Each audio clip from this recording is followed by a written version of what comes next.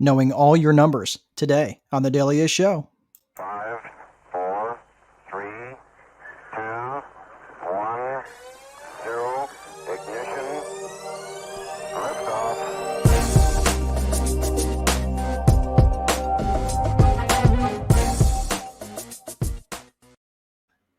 Hey everyone, welcome to the Daily Is Show, a show not just for rental housing providers, but anybody looking to be a little bit more time wealthy and have a little bit more control over the white space on your calendar. Welcome to the show again.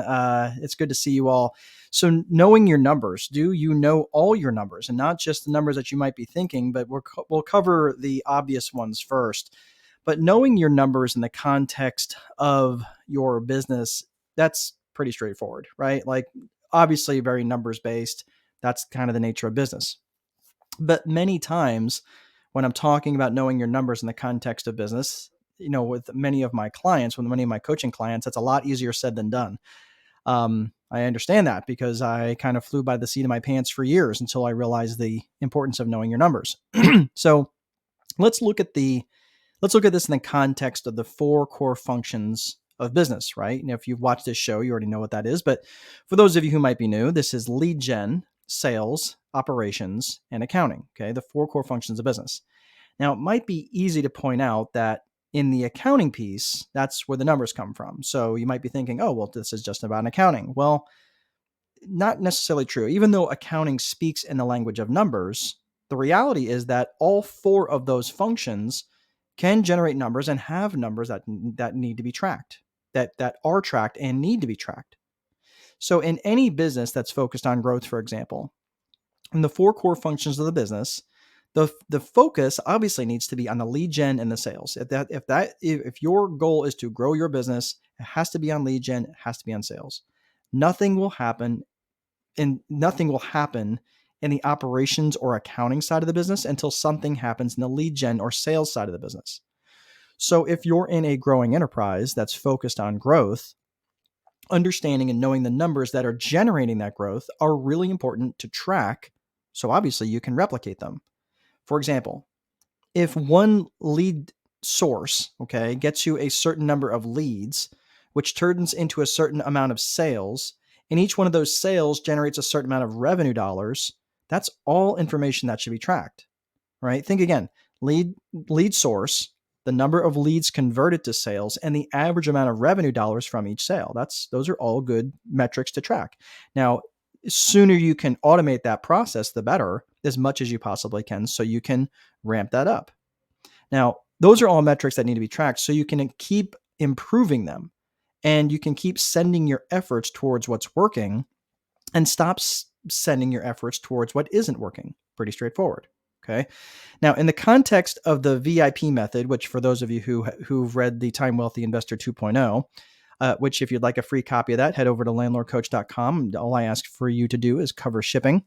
But in the context of the VIP method, this is even more difficult since the vision infrastructure process method starts with vision, which for all intents and purposes asks the question, what do you want? What is it you want in your life to look like? Keep in mind, it doesn't have anything to do with how you make income. It has everything to do with life output. So when it comes to your personal vision, how do you know your numbers? How do you measure an intangible, quote unquote, better life with an algorithm? Well, you can't, but it's not really impossible either. So let's look at something as simple as, in terms of vision, let's look at something in terms of vacation days. How many vacations do you actually want to take this year? That's an easy thing to measure. How many vacation days are you shooting for? That's an easy thing that you can measure. How long do you want your average vacation to be? You can measure that. How much will you spend on your vacations? That you can obviously track. Here's one that may be a little bit crazier, but if you were to rate your level of stress from a 1 to a 10 before you left on vacation, how would that rank?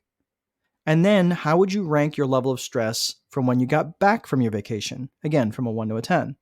Now, look, realistically, I know this sounds a little bit over the top, but I'm just saying this stuff to make a point. You can absolutely know your numbers on stuff like this. And how about something else in your life, like your health? What are your numbers there? What's your blood pressure? What's your heart rate? What's your average body temperature?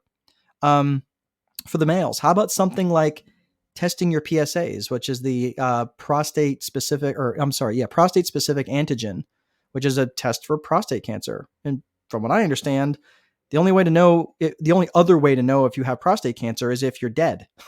that's not really great, right? For long-term success. Taking the cancer tests out of it for a second, there are other tests that you can do, like testosterone levels, or obviously if you're not a male, like you could, if you're female, you could have all those other tests and cholesterol tests and bone density tests and everything else.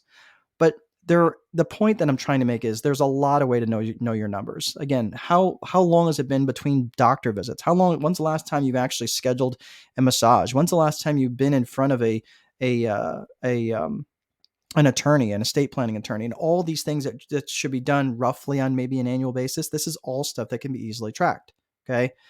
Now, knowing your numbers, it obviously has a lot more to do than just business. Don't forget about the numbers that matter in relation to your personal vision too.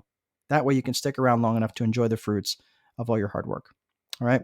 And that's all I have for today, folks. Please be sure to place a value on your free time, because if you don't, someone else will. But most important, there is no amount of money that will make time irrelevant. Have a great day. We'll see you next time.